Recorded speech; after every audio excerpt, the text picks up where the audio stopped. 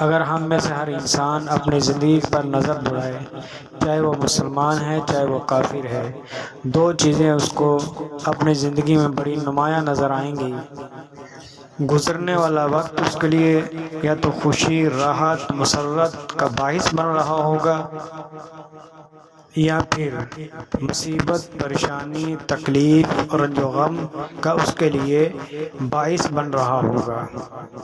اور انسانی زندگی کا سارا دار و مدار بھی انہی دو چیزوں پر ہے، یا تو خوشی کے حالات میں ہوگا یا وہ غم کے حالات میں ہوگا۔ دنیا دارالاسباب ہے، ہر شخص ایسے اسباب کو اختیار کرنے کی کوشش کرتا ہے جو اس کے لیے راحت و سکون کا سبب ہوں، اور ان تمام اسباب سے بچنے کی کوشش کرتا ہے جو اس کے لیے رنج و علم، پریشانی، تکلیف کا باعث بنے۔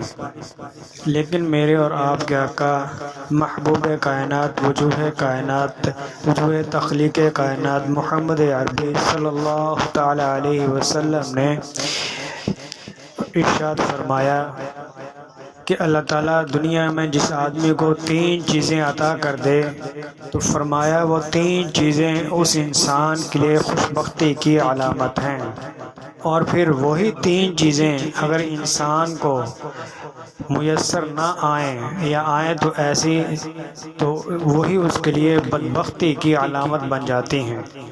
ان میں سے پہلی چیز نیک بیوی کا مل جانا، کہ آدمی جب اس کو دیکھے وہ خوش ہو جائے، اور جب وہ گھر سے کہیں جائے تو اس کی عزت کی حفاظت کرے۔ نمبر 2، اچھی سواری کا مل جانا، اور نمبر 3، کشادہ گھر کا مل جانا۔ یہ تین چیزیں انسان کی خوش بختی کی علامت آقا علیہ السلام نے فرمائی۔ اور بدبختی یہ ہے کہ ایسی بیوی جس کو تم دیکھو اور پریشان ہو جائے یا تمہیں پریشان کر دے۔ نمبر 2، اور ایسی سواری جو تمہاری تکلیف کا باعث بنے۔